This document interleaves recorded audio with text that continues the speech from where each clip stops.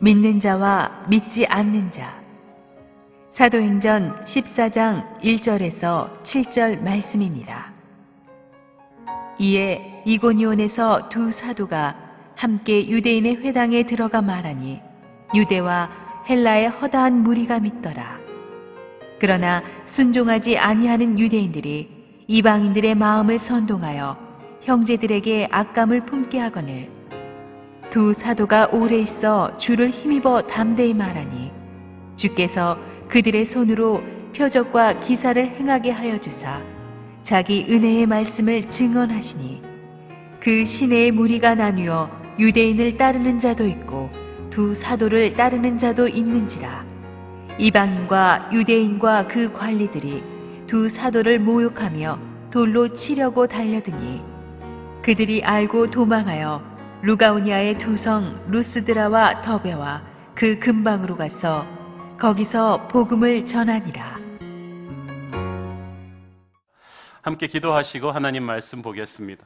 사랑하는 아버지, 은혜를 감사합니다. 주님께서 부족한 우리를 위해, 우리의 앞날을 위해 예비해 주시는 축복이 만나가 큽니다. 걱정하지 말고 오늘 주님을 붙잡고 나가게 하여 주시고 오늘의 말씀을 듣고 또 새 힘 받게 하여 주옵소서. 예수님의 이름으로 기도합니다. 아멘. 사람은 누구나 각각 자기 의견이 있고 신념이 있습니다. 그리고 그것을 다 자유롭게 말할 수 있습니다. 그러나 권위를 가지고 말하기는 쉽지 않습니다. 특히 자신의 의견을 정면으로 반대하고 돌 던질 위험이 있는 사람들 앞에서 자기의 신념을 타협하지 않고 그대로 말한다는 건 정말 어렵습니다. 각자 생각이 있고 옳다고 믿는 것이 있어도 분위기가 아니다 싶으면, 내가 다칠 것 같다 싶으면 대부분 꼬리를 내리기 마련입니다. 살아남기 위해서는 신념을 타협해버리는 사람들이 대부분입니다. 그렇지만 어떤 상황 속에서라도 어떤 대가를 치르고라도 타협하지 않고 자신의 가슴 속에 있는 신념을 말할 수 있는 사람이 있다면 그건 대단한 사람입니다. 자신이 목숨을 걸고서라도 반드시 타협하지 않고 토해내야 될 메시지가 있는 사람, 목에 칼이 들어와도 그것을 전하는 사람, 요즘 그런 사람 찾아보기 어렵습니다. 그런데 오늘 본문에 나오는 사도 바울과 바나바가 바로 그런 사람들이었다는 것입니다. 목숨을 걸었습니다.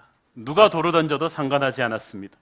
바로 이런 각오의 사도들이 있었기 때문에 초대교회는 단 한 세대 만에 로마 제국을 복음으로 뒤집어 놓을 수 있었던 것입니다. 지난주 우리는 BCD 안디옥에서 파워풀한 말씀 사역을 해서 큰 부흥을 일으켰던 그들의 모습을 보았습니다. 부흥이 컸던 것만큼 핍박도 많았습니다. 그래서 그 다음 도시로 쫓겨났습니다.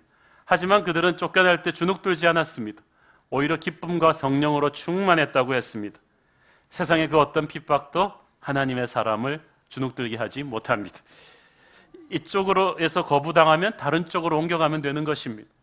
문을 두드리라 그러면 열릴 것이요라고 했을 때 그게 같은 문 두드리란 말이 아니에요. 이쪽 문이 안 되면 다른 문을 하나님이 열어주십니다.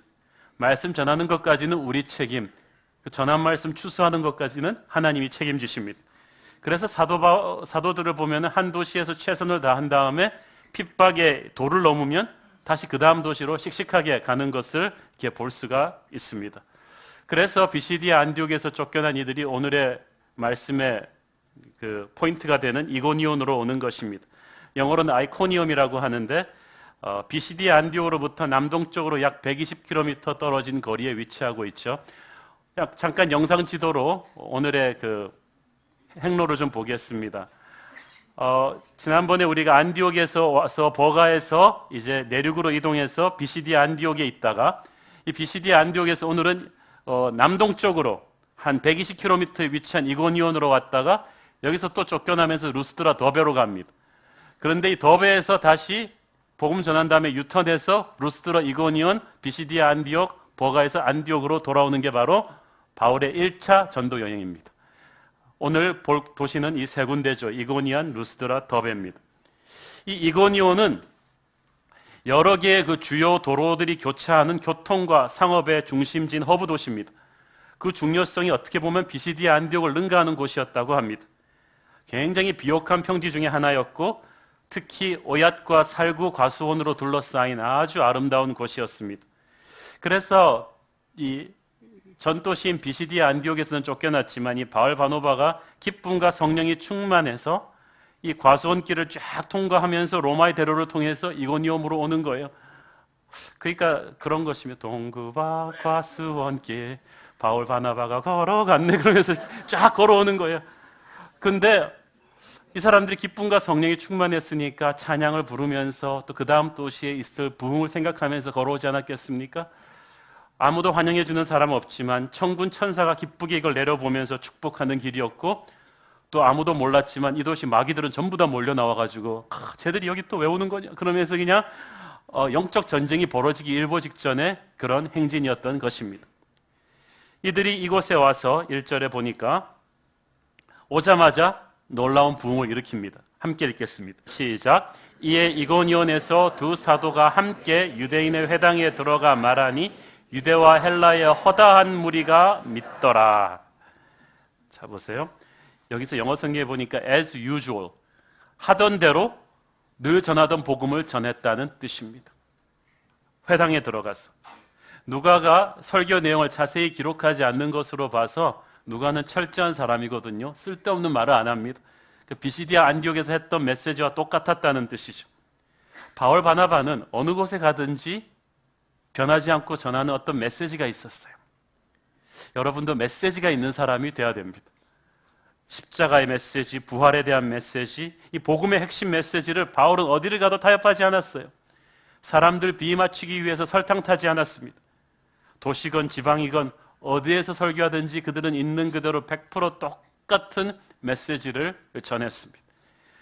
바울에게는 핵심 메시지가 있었어요. 여러분에게는 메시지가 있습니까? 목에 칼이 들어와도 타협할 수 없는 메시지, 전하지 않으면 가슴에서 불이 올라와서 견딜 수 없는 그 메시지, 나를 구원한 그 복음의 메시지, 이것이 있는 사람은 인생에서 방황하지 않습니다. 목표가 확실하면 흔들리지 않아요. 목표가 확실하지 않으니까 사람이 뭐라고 한마디 하면 움츠러들고 기가 죽고 그러는 거예요. 고난과 외로움과 환경이 중요하지 않아요. 여러분에게 그런 메시지가 분명하기를 바랍니다. 예수님 한 분만을 사랑하고 그분을 전하기 위해 살기로 결심했기 때문에 흔들리지 않는 거예요. 주춤하긴 하겠지만 인생이 보람이 있어요. 이 메시지를 전하기 위해서 그들은 목숨을 걸었습니다. 많은 사람들이 예수님을 믿긴 믿는데 목숨 걸고 믿지는 않습니다. 그저 주일날 옷 잘 차려입고 쿨하게 주일 예배 한번 참석하는 것 정도, 그것도 바쁜 일 있으면 못 나가는 그런 정도, 목숨 걸고 그렇게 믿지 않아요. 직장 상사가 한번 탁 틀어버리면 주일 예배도 많이 타협할 분들 많잖아요. 그런데 그렇지 않은 분들도 또 많더라고요. 제가 아는 분이 그 DJ 대통령 시절에 청와대 의전비서관을 했는데 주일날 예배 가려고 딱 11시에 가려고 나가는데 전화가 왔다고 하더니 대통령께서 찾으신다는 거죠. 그래서 자기가 딱 그렇게 얘기했다. 나 주일 예배 가야 되니까 조금 이따 뵙자고 말씀드리고 전화기를 딱 꺼버렸대요. 그리고 예배에 앉아있으니까 좀 두렵더래요. 한 2시간 반 예배 끝나고 나서 청와대로 갔답니다. 근데 가는데 또 김중건 비서실장도 그때 같이 들어오더래요.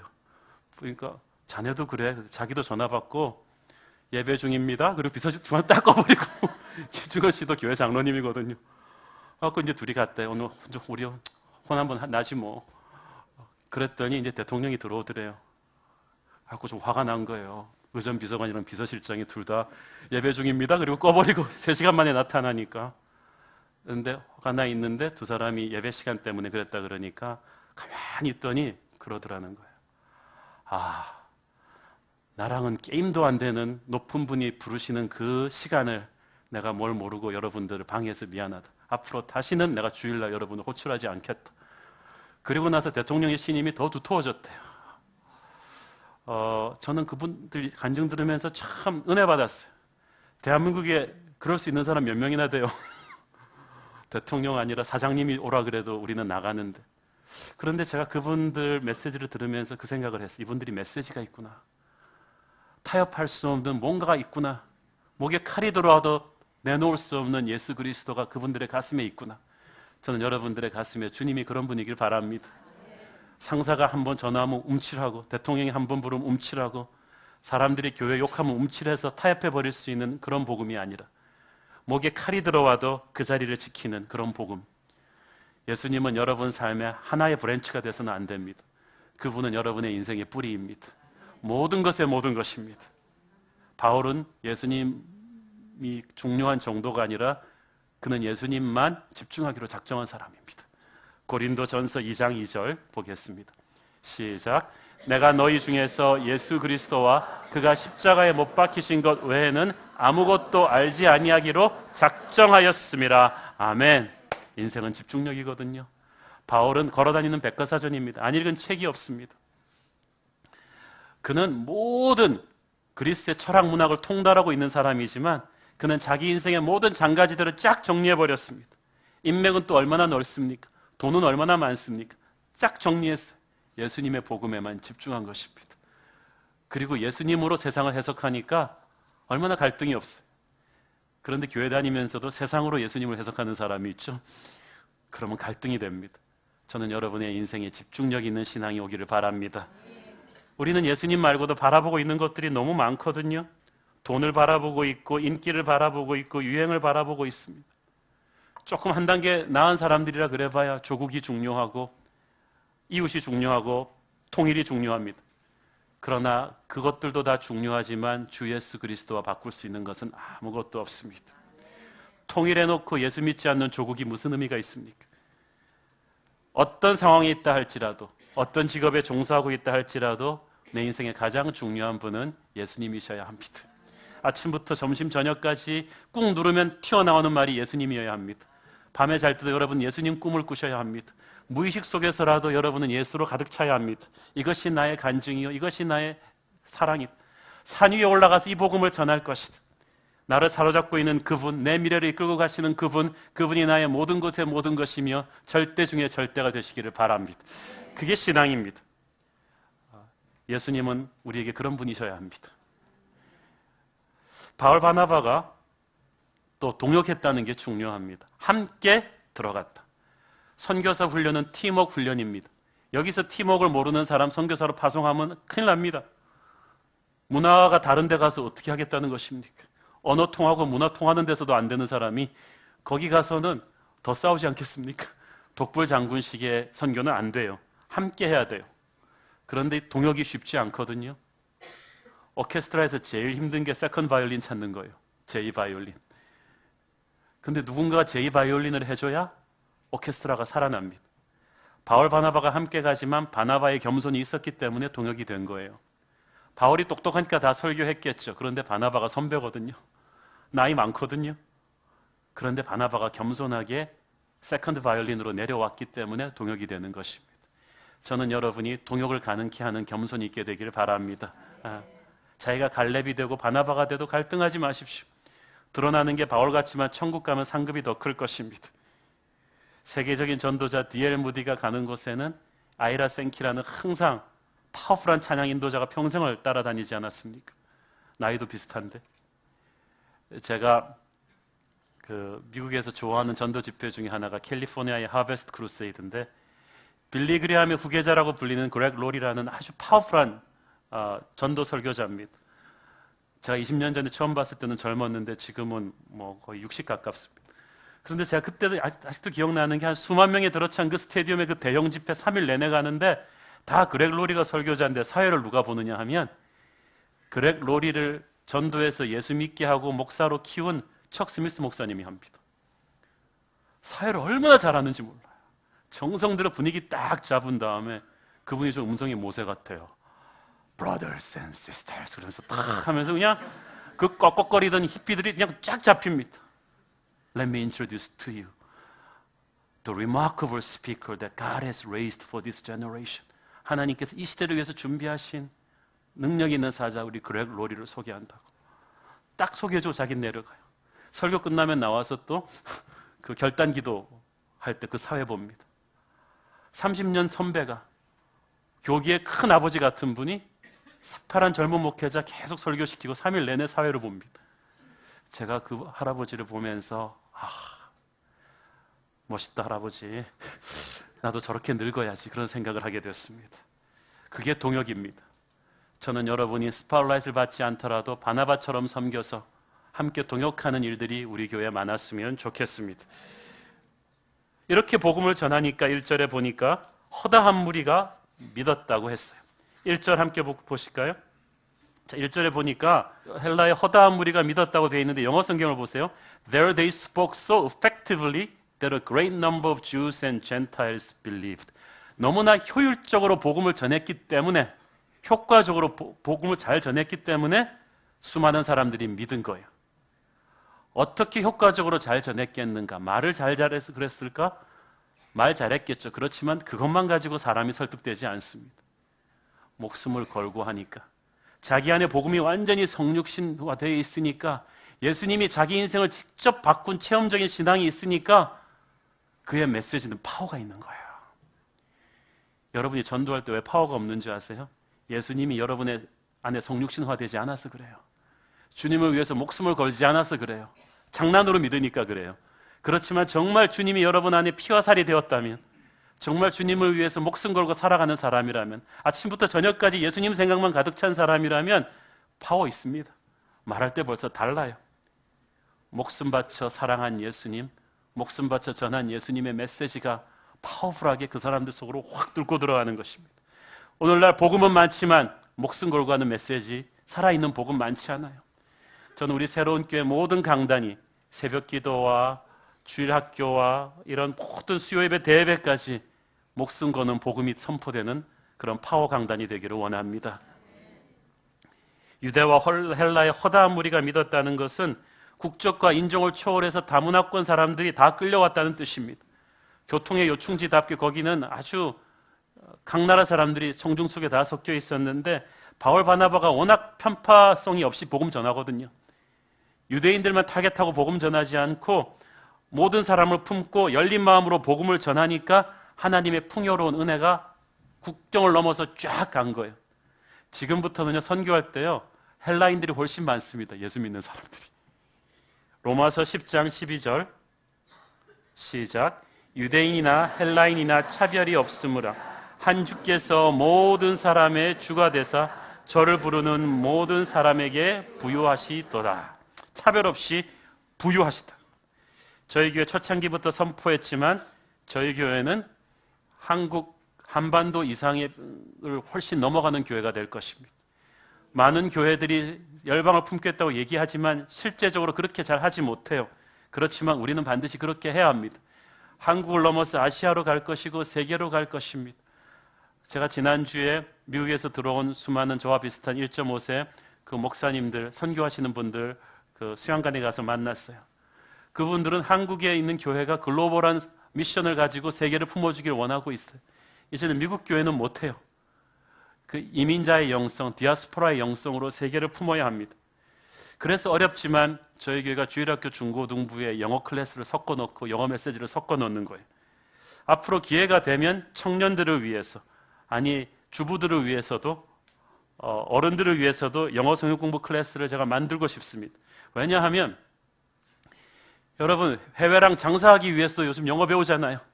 외국 바이어랑 뭐 물건 팔기 위해서도 how much, cheaper 뭐 이런 말도 다 배우시면서, 아니 물건 하나 팔기 위해서 바이어랑 통하기 위해서 영어 회화 학원 다니는 여러분이 우주보다 귀한 복음을 10시간씩 비행기 타고 외국 가서 팔면서 물건만 팔고 예수님은 안전하고 오겠다는 그런 신보가 어디 있습니까? 여러분이 how much를 영어로 할 수 있으면 Jesus Christ도 영어로 할 수 있습니다. 배울 수가 있습니다. 우리 주부들도 마찬가지입니다. 지금 우리나라에 들어와 있는 필리핀, 인도네시아 이렇게 영어권 분들이 굉장히 많습니다. 호녀라로 태어나는 애들이 40만이 넘습니다. 우리나라도 이제 글로벌 문화권입니다. 불편하지만 다국적 문화를 품는 훈련을 우리가 해야 된다고 믿습니다. 저는 우리 새로운 교회 성도들이 거기에 대한 훈련을 하기를 바랍니다. 우리끼리 이렇게 배달민족 이런 얘기하라고 하나님 복음 준 게 아니에요. 그거는 유대민족의 배타성과 다를 게 없습니다. 저는 우리 새로운 교회 성도들이 여기에 대해서 마음을 활짝 열어주기를 바랍니다. 그래서 교회가 그런 거 할 때 이거 왜 하냐고 저한테 물어보지 마십시오. 이게 하나님의 마음입니다. 자, 그런데 부흥과 함께 핍박이 동시에 왔어요. 2절 같이 보겠습니다. 시작. 그러나 순종하지 아니하는 유대인들이 이방인들의 마음을 선동하여 형제들에게 악감을 품게 하거늘. 자, 여기서 순종하지 아니하는이라는 말은 단순한 불신 이상의 말입니다. 반항하며 적대하는 태도를 가지는 것을 말합니다. 같은 복음인데 반응이 항상 두 개로 나와요. 같은 예수님이 십자가에 못 박히시는 걸 봤는데 한 강도는 주님 낙원에 들어가실 때 저를 기억하소서. 한 강도는 야 너부터 구원해보고 십자가에서 내려와보고 우리를 구원해봐라 하고 예수님을 저주했습니다. 메시지가 잘못된 게 아니에요. 듣는 사람 마음밭이 잘못된 거예요. 그러니까 이고니온의 유대인들이 어떤 사람은 예수를 믿었지만 어떤 사람은 복음을 거부한 것은 그 마음속 깊이 이 불순종의 영이 꿈틀거렸기 때문입니다. 그러니까 자신의 고집과 선입관으로 형성된 그 불순종의 영에다가 사탄이 불을 붙인 거예요. 복음이 퉁겨나가게끔 한 것이죠. 아무리 좋은 말씀을 해도 들리지가 않아요. 이게 비극입니다. 유대인들은 어렸을 때부터 하나님을 알았지만 종교적으로 관습적으로 알았지 복음의 핵심인 예수 그리스도를 자꾸 거부하는 거예요. 이게 참 큰 문제입니다. 이건 마치 식당에 들어와서 메인 디쉬는 안 먹고 애퍼타이저만 먹고 가는 것과 똑같은 겁니다. 그들이 불순종의 영에 사로잡혀 있으니까 그 많은 종교적인 준비에도 불구하고 그들은 복음을 믿지 못했습니다. 이미 어둠의 권세에게 무릎 꿇어버렸거든요. 우리가 전도할 때 우리의 전도 대상자들의 마음속에 그런 불순종의 영이 역사하지 못하도록 기도해야 합니다. 이번 주 수요일 D-Day 위해서 여러분 많이 기도해 주시기를 바랍니다. 그거는 제가 설교 잘해서 그분들이 예수 믿을 거 아니에요. 여러분들의 기도로 어둠의 권세, 불순종의 영을 꽁꽁 묶은 다음 하나님의 말씀이 연하고 유연한 좋은 밭으로 들어가야 한 영혼이 예수님 믿게 되는 것입니다. 이 사람들은 자기들만 안 믿은 게 아니고 딴 사람들도 못 믿게 방해했어요. 이방인들의 마음을 선동해서 형제들에게 악감을 품게 합니다. 믿음을 가진 지 얼마 안 되는 사람들 막 시험들이 줘가지고 예수 못 믿게 막 하는 거예요. 더 번져나가지 못하게. 영어 성경에 보니까 poison their minds against the brothers. 그들의 생각에 독을 풀어넣었다 그랬어요. 복음에 대해서 문을 닫도록 마음을. 주님께서 자기만 안 믿을 뿐 아니라 믿음이 여린 사람들의 믿음을 이렇게 오염시키는 이런 사람들을 결코 가만두지 않겠다고 하십니다. 마태복음 18장 6절 시작. 누구든지 나를 믿는 이 작은 자 중 하나를 실족하게 하면 차라리 연자맷돌이 그 목에 달려서 깊은 바다에 빠뜨려지는 것이 나으니라. 무서운 말씀이죠. 한강다리에서 그냥 뛰어내리지 말고 연자맷돌 달고 뛰어내려라. 떠오르지 말아라. 너는 죽어야 된다는 거야. 하나님이 이렇게 심한 말씀을 하시는 게 무엇입니까? 영적으로 남한테 시험 되지 말라는 거예요. 남한테 예수 안 믿게 방해하지 말라는 거예요. 여러분, 믿음의 선배들은 무거운 책임이 있어요. 영적으로 격려와 축복이 못 될 거면 방해라도 되지 말아야 합니다. 믿음이 여린 사람 하나를 실족하게 하면 하나님이 너를 가만두지 않겠다고 하십니다. 그런데 사도 바울과 바나바가 참 이런 상황에서 난감했을 것입니다. 큰 부흥이 왔는데 또 큰 반대가 동시에 몰려왔어요. 보통 여러분 좋은 일이 일어나고 나서 나쁜 일이 일어나면 아무리 그 좋은 일이 준 기쁨이 커도 나쁜 일이 준 상처 때문에 좋은 일이 덮이는 경우가 많아요. 그렇죠? 여러분을 사랑하며 환호하는 오빠 부대가 100명이라 해도 여러분한테 악플다는 대여섯 명이 여러분의 인생을 불행하게 만들 수가 있습니다. 제가 그 얘기 한번 드린 적 있죠. 제 친구 목사님 괜히 자기 교회에서 담임 목사 신임 투표 한번 해가지고 7년 만에 그래서 신임 투표를 해서 자기는 지지를 받으면 계속 하겠다고 호의있게 했는데 거기까지는 좋아요. 그래갖고 97%인가 찬성표가 나오고 2% 반대, 1% 기권이 나왔어. 압도적인 축복 아닙니까? 그럼 그분이 좋아했겠어요? 아니에요. 한 목사 그 2%가 누구지? 그러면서 그 박 집사가 나를 쏘아보는 눈빛이 이상했어. 잠 못 이루는 거예요. 그래가지고 아니 이 사람아 신입투표 한 것도 웃긴데 97%의 교인이 당신을 축복하는데 아니래. 그 2%가 누군지를 밝혀야 된다는 거지. 제가 그래서 그냥 알밤을 주고 싶었습니다. 주님은 사람들한테 돌팔매를 당하셨는데 당신은 그 2%가 그렇게 빅딜이냐? 그러면서 속으로 생각했습니다. 나는 절대 신임 투표하지 말아야지. 괜히 해가지고 말이죠. 사람들한테 반대받는 거 쉽지 않아요. 복음을 전했는데 부흥이 일어났는데 또 그만큼 또 반대가 왔어요. 그런데 바울 바나바가 우리가 생각하는 것과는 정반대로 거기에 반응했습니다. 3절 같이 읽어보겠습니다. 시작. 두 사도가 오래 있어 주를 힘입어 담대히 말하니 주께서 그들의 손으로 표적과 기사를 행하게 하여 주사 자기 은혜의 말씀을 증언하시니. 잘 보세요. 근데 영어 성경에 보세요. 3절 제일 앞에 접속사가 뭐가 붙어 있어요? so가 붙어 있어요. so는 그러므로란 뜻이에요. 보통 so라는 접속사를 붙일 때는 앞에 논리에 맞게 그 다음 분에 연결시킬 때 그래요. 그래서 문법적으로 하자면 앞에서 형제들에게 악감을 품게 하고 핍박이 심했기 때문에 그러므로 바울 바나바가 침체되었더라. 성도들이 시험에 들어서 그 도시를 떠났더라. 화가 나서 달려들었더라. 이렇게 나와야 문법적으로 맞잖아요. 그런데 그렇게 반대가 왔는데 그러므로 그들이 그 도시에 오래 있었다는 거예요. 그리고 담대히 복음을 전했다는 거예요. 무섭잖아요. 저는 이것이 영적인 리더십의 차이라고 생각합니다. 세상적 리더십은 팝빌리즘이에요. 사람들이 돌 던지면 기죽어서 가만히 있어야 돼요. 그런데 하나님의 리더십은 돌 맞으면서 더 가요. 그러므로 박해가 강하니까 두 사도는 오히려 더 그 도시에 머물렀다는 거예요. 여러분, 세상은 사람들이 돌 던지면 떠나게 만들어요. 그런데 하나님은 돌 던질 때는 오히려 더 전하고 더 버티고 사람들이 박수 칠 때 오히려 떠납니다. 희한하죠. 저는 이걸 보면서 참 회개 많이 했습니다. 우리는 전도하다가 조금만 사람들이 구박하면은 싫으면 말고 그리고 도망가 버리고 핍박하면은 그냥 좋은 게 좋다는 것이 그리고 그냥 물러서고 침체되고 목회하다가 주님의 일 하다가 조금만 욕먹고 사람들이 뭐라 그러고 거절하면은 물러서는 경우가 대부분인데 바울 바나바는 눈에 핏발을 쓰고 반대하려고 달려드는 사람들이 있는데 오히려 더 그렇구나 해보자는 거지 이곳에서 나는 복음을 더 전해야겠어. 저렇게 반대가 강한 걸 보니까 하나님이 하실 일이 많은가 보다 하고 그 자리에서 버텨낸 것입니다. 저는 여러분이 잘 버텨내기를 바랍니다. 핍박과 반대 앞에서 물러서지 않는 3절에 보니까 주를 힘입어 담대하게 말했다고 되어 있죠. 주를 힘입어 영어 성경에 보니까 원래 그 원문에 보면은 in the Lord 주 안에서입니다. NIV 성경은 번역을 잘못했어요. for the Lord라고 나왔는데 그거는 주를 위해서잖아요. 원문 헬라어로 보면은 주 안에서요. 한국 성경이 번역 잘한 거예요. 주를 힘입어. 주님 안에 거하니까 없던 용기도 생긴 거예요. 아마 핍박이 몰려왔을 때 바울 바나바는 기도했을 거예요. 기도하면서 주 안에 딱 쓰니까 없던 용기도 생겨요. 깡패들이 몰려올 때, 지 친구 깡패들이 몰려올 때 무섭다가 이중격투기 챔피언인 자기 아버지가 딱 오는 걸 보는 순간 아버지 안에서 담대함이 생기는 것처럼 막 몰려오니까 주춤했다가 주 안에서 다시 일어선 것입니다.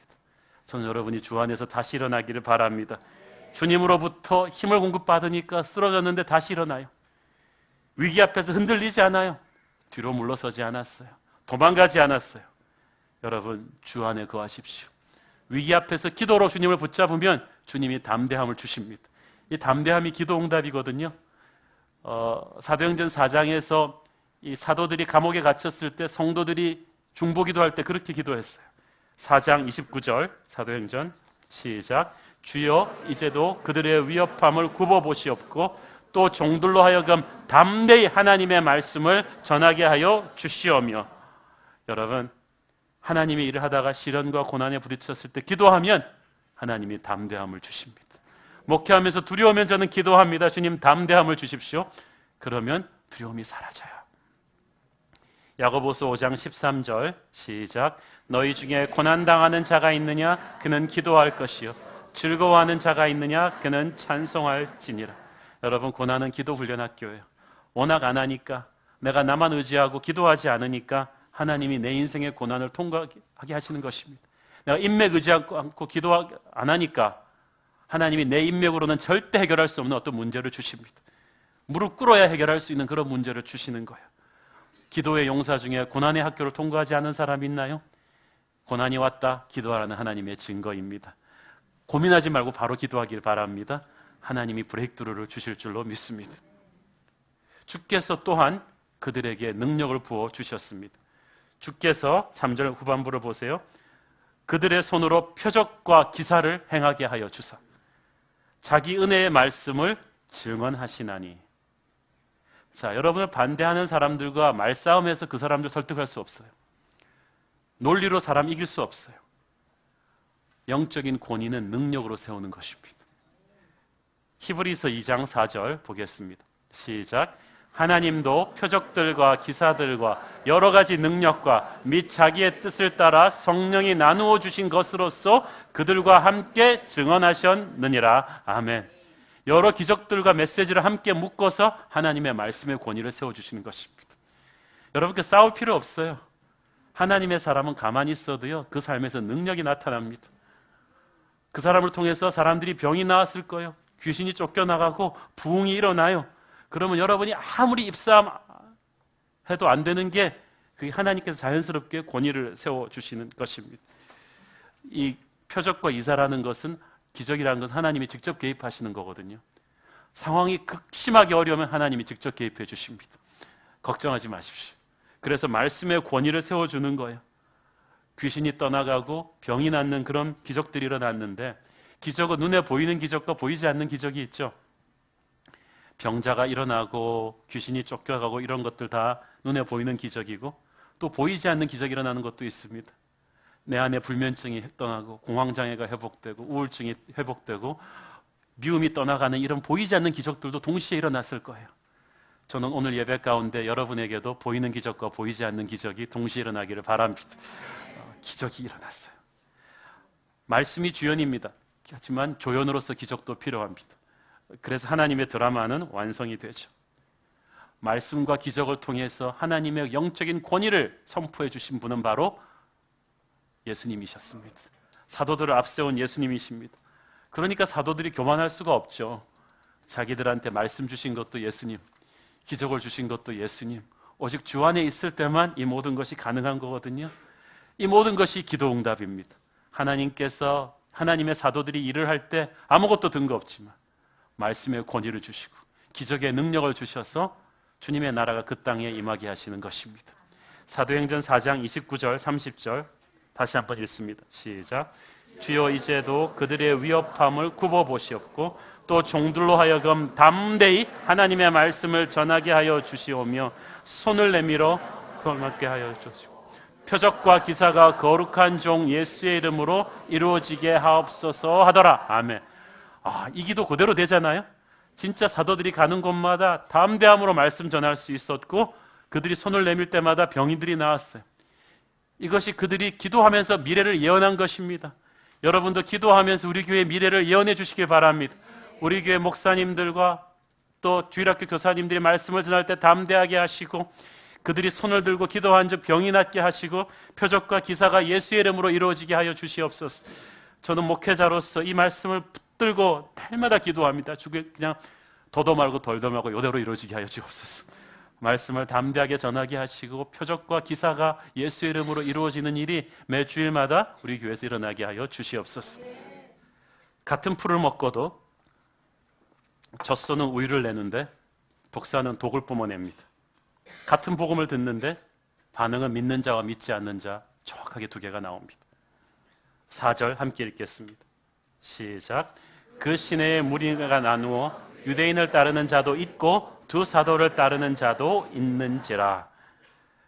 그 예수님께서 오래전에 이미 여기에 대해서 예언해 준 말씀이 있습니다. 누가복음 12장 51절 시작. 내가 세상에 화평을 주려고 온 줄로 아느냐? 내가 너에게 이르노니 아니라 도리어 분쟁하게 하려 함이라. 아멘. 여러분, 그래서 복음을 전했을 때 믿는 자와 믿지 않는 자로 갈릴 때 이게 예언된 말씀이나라고 받아들여야 돼요. 믿지 않는 자들 때문에 너무 고민할 거 없어요. 모든 사람한테 100% 받아들여진 설교자는 이때까지 아무도 없었습니다. 예수님을 포함해서. 그러면 여러분이 그것 때문에 갈등한다면 예수님보다 위대한 분이 되는 거예요. 아니에요. 그건 자유의지가 없다는 거죠. 복음은요, 폭탄이에요. 떨어지는 그 순간에 엄청난 반향을 일으키는데 소란이 일어납니다. 그런데 이 복음은 또 빛이기 때문에 어둠을 다 드러내요. 영적인 회색지대가 없어요. 다 드러납니다. 복음으로 인해 믿는 사람이 있고 강팍하게 거부하는 사람이 있지만 그건 우리 소관이 할 수 없어요. 우리는 성실하게 복음을 전하면 되는 것이고, 아까 말씀드렸죠. 전하는 데까지 우리 책임, 그 전한 복음이 그 사람 심령에 들어가서 열매 맺게 하는 건 하나님 책임이에요. 왜 하나님 책임까지 여러분이 떠맡아서 걱정을 하십니까? 전하고 기도하는 거예요. 찬양이 기가 막히잖아요. 전하고 걱정해. 그게 아니잖아요. 전하고 기도해. 하나님, 이 복음의 씨앗이 열매 맺게 해주세요. 그리고 여러분은 가는 거예요. 거기서 앉아갖고 주님 정말 좀 꼭 믿게 해주세요. 이렇게 걱정하는 게 아닙니다. 하나님께서 선택한 자는 반드시 여러분이 뿌린 복음의 씨앗을 통해서 구원하실 줄로 믿습니다. 자, 5절 계속해서 읽습니다. 시작. 이방인과 유대인과 그 관리들이 두 사도를 모욕하며 돌로 치려고 달려드니, 이 비시디 안디옥처럼 관리들까지 동원해서 이 사람들을 이제 핍박하려고 오는데 돌로 치려고 실제 달려든 게 아니고, 영어 성경에 보면 정확하게 번역했죠. There was a plot. 음모가 있었어요. 야, 저 골목에 기다리고 있다가 한꺼번에 돌을 던져서 죽이자. 그런데 항상 음모가 있으면 음모 누설하는 사람이 있어요. 그래서 이 사람들이 와서 바울 바나바한테 피하십시오. 사전에 알려줘서 도망했습니다. 6절에 도망해서 또 바울 바나바가 또 달리기는 잘합니다. 순식간에 사라져서 몇십 킬로 떨어진 루스드라와 더베 근방으로 가죠. 혹자는 말합니다. 핍박을 피해 도망치다니 비겁하지 않느냐? 순교하기로 작정한 사람들이 비겁하지 않느냐? 꼭 자기가 안 가는 사람들이 그런 말을 합니다. 순교와 각오는 했죠. 그렇지만 순교도 다 하나님의 때가 있는 법입니다. 지금은 아닙니다. 용기와 무모함은 다른 것입니다. 무모한 사람은 하나님의 때가 아닌데 자기가 가서 죽는 거고, 용기는 하나님의 때에 맞춰서 움직이는 것입니다. 때로는 죽을 각오로 사는 것이 그냥 죽는 것보다 더 힘들 때가 있죠. 주님께서는 하나님의 때가 되기까지는 무모하게 맞서 싸우지 말고 핍박이 어느 수치를 넘으면 다른 도시로 옮겨가라고 하셨습니다. 마태복음 10장 23절 시작. 이 동네에서 너희를 박해하거든 저 동네로 피하라. 내가 진실로 너희에게 이르노니 이스라엘의 모든 동네를 다 다니지 못하여서 인자가 오리라. 그러니까 피해가라는 거예요. 이 동네에서 아니 되거든 저 동네로 가라. 그래서 초대교회 교회들이 있잖아요. 오랫동안 걸쳐서 세워진 교회가 별로 없어요. 핍박 때문에 3주 혹은 몇 달에 걸쳐서 세워진 교회들이 많습니다. 바울 바나바는 항상 핍박이 오면 갈등 없이 그 다음 동네로 가고, 그래서 하나님이 그 동네에 교회 개척하기 원하는 기간은 핍박의 강도와 정비례 합니다. 그래서 그 다음 도시로 계속 가면서 바울 바나바의 전도여행이 계속된 거예요. 근데 핍박하는 자들도 기가 질리는 기예요. 그렇게 해서 쫓겨났는데 그냥 가느냐? 얼마 있다 또 와요. 또 와서 제자 훈련 시켜놓고 또 핍박하면 또 나가고, 그렇게 초대교회는 세워져 나가는 것입니다. 저는 이 바울 바나바를 보면서 참 놀랍지 않습니까? 기회가 닿는 대로 항상 다니면서 복음을 전한 것입니다. 자, 안디옥 교회에서 선교사로 파송은 했지만 어디로 갈 것인가에 대해서 이 사람들은 딱 픽스된 게 없었습니다. 하나님이 옮기시는 코스대로 계획적으로 진행을 하는데 옮긴 장소는 어디서든지 복음을 전합니다. 자, 여러분, 우리 모두가요, 선교사는 아니지만 선교사적인 마인드를 가지고 살아야 됩니다. 영국에 유학 가신 어떤 목사님이 들려주는데요, 어떤 그 크리스천 교회는 한 순이 아파트로 이사를 가는데 한 5년 걸리면 있으면 그 아파트 전체를 전도한답니다. 그 아파트 쓰레기 다 치워주고 강아지 오물 치워주고 그러면서 성자처럼 살면서 그 아파트 주민들을 다 전도해 놓고 이사를 간대요. 또 그런 교회를 봤다고 합니다. 그런데 여러분의 인생에서도 마찬가지입니다. 여러분이 선교사적인 마인드만 가지면요, 여러분의 인생을 전혀 다른 시각에서 해석할 수가 있습니다. 때로는 하나님이 전혀 의도하지 않게 여러분의 인생을 세팅을 옮겨놓을 때가 있습니다.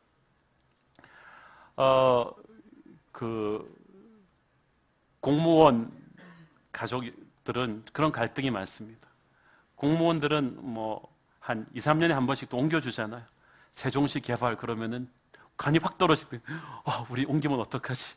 가족들이 찢어져야 되는데 2, 3년에 한 번씩 옮기는 거예요. 군인 가족들도 그렇죠. 외교관 가족들도 그렇죠. 자녀 교육이 어렵습니다. 3년에 한 번씩 발령을 내니까. 그런데 생각을 바꾸면 하나님이 자연스럽게 3년에 한 번씩 여러분에게 복음 전할 터를 바꿔주시는 거예요. 그래가지고 제가 아는 분은 그렇게 마인드를 바꾸니까 외교관인데 제가 그래서 그 외교통상부 신우회를 위해서 기도를 많이 합니다. 옮겨가는 곳곳마다 나라마다 하나님이 파송하신 선교사라고 자기는 생각한다는 거예요. 그러니까 옛날에는 꼭 옛날 그 나그네 노래만 생각이 나고 오늘도 걷는다마는 정치 없는 내 발길 내가 왜 공무원이 돼가지고 이랬다가 마인드를 딱 바꾸니까 전하고 기도해 어디를 가든지 복음 전하라고 하나님이 나를 보냈구나 마인드를 딱 바꾸니까 갈등이 없어지더래요. 사업하시다가 우리나라는 또 사업이 잘못되면 또 사장을 감옥 보내는 그런 고약한 법이 있는 나라라서 어쩔 수 없이 잘 사시다가 또 교도소 가시는 분들도 있어요. 그런데 거기가 또 새로운 장르가 열릴 수가 있습니다. 제가 그런 분들 신방 많이 갔는데요. 이분이 감옥에 가서 처음으로 성경을 40년 만에 예수 믿은 지 40년 됐는데 처음으로 성경을 읽었어. 읽을 게 없으니까 딴 게. 그래서 다 읽었는데 또 본의 아니게 전도를 했대. 옆에 앉은 사람이 이거 뭐냐고 물어보는 바람에 설명을 해주다가 그러면서 술, 담배 안 하죠. 삼시세끼 정시에 먹죠. 그것도 건강식으로 먹죠. 성경만 들이보죠. 그러니까 6개월 만에 이분이 그냥 얼굴이 너무 좋아졌어요. 그리고 이분이 알은 거예요. 하나님이 나를 이곳에 보내셨구나. 내가 재수 없어서 감옥에 온 게 아니구나. 하나님을 만나려고 전도하라고 보내셨구나. 어떤 분은 유학 가서 이민 가서 하나님 만나고 거기서 또 증인이 됩니다. 사랑하는 여러분, 여러분의 인생에 우연은 없어요.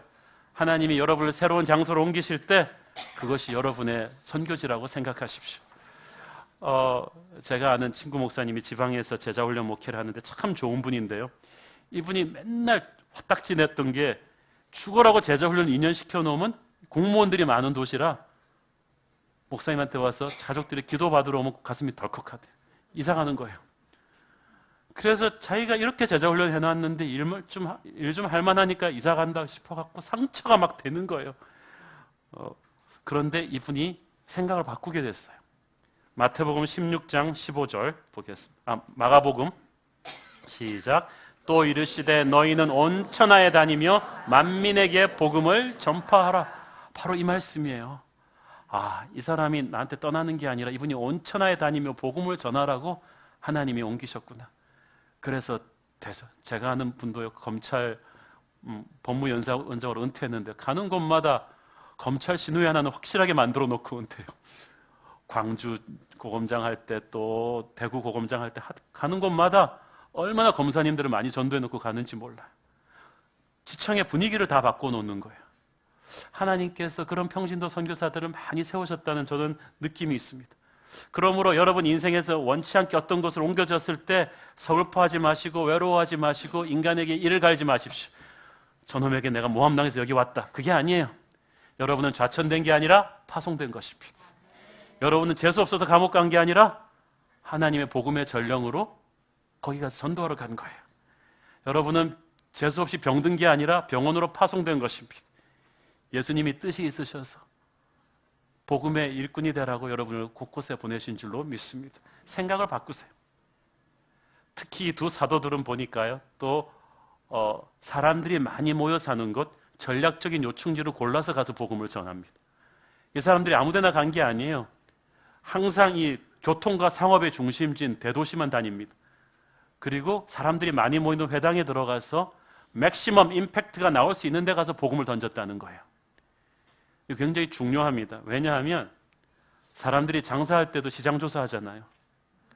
가장 많은 휴먼 트래픽, 사람들의 다니는 곳에다가 딱 찍어가지고 타깃 소비자층을 분석해서 장사를 하는데 복음 전하면서 너무 무대 보러 가서 하면 안 된다는 거예요. 생각을 하셔야 돼요. 오늘도 우리는 정보와 교통과 사람이 많이 몰리는 그곳에 교회는 고민을 하고 집중적으로 전도할 준비를 해야 됩니다. 그래서 우리가 페이스북, 트위터를 장악을 해야 되고요. 다음 세대를 향해서 사람들이 많이 몰리는 곳에 대한 전도 전략을 세워야 할 줄로 믿습니다. 어디까지나 이 귀한 예수님을 전해야 되겠거든요. 사랑하는 성도 여러분, 우리는 21세기판 신사도행전을 쓰는 사람들인 줄 믿습니다. 바울 바나바처럼 예수님으로 가득 차야 합니다. 푹 찌르면 튀어나올 정도로 예수 충만해야 합니다. 타협하지 않고 복음을 전하는데 전략적으로 움직여야 돼요. 오늘은 이곳 내일은 저곳, 어디를 발령받아 갈지라도, 어디를 출장 갈지라도, 어디를 유학 갈지라도 그것은 우연이 아니라 하나님이 여러분을 파송하는 것인 줄을 믿습니다. 물이 바다 덮음같이 하나님의 영광이 저 여러분 통해서 전 세계로 퍼져나가게 될 것을 믿습니다. 기도하겠습니다. 사랑하는 아버지, 은혜를 감사합니다. 바울 바나바가 어디를 가든지 복음을 전해서 부흥을 일으키고 핍박도 받았지만 움츠러들었지 않았음을 봅니다. 하나님, 우리도 어디를 가든지, 유학 가든지, 발령이 나든지, 이사를 가든지, 이민을 가든지 그곳에 파송되었음을 선포합니다. 복음의 전령들 되게 하여 주옵소서. 예수님의 이름으로 기도합니다. 아멘.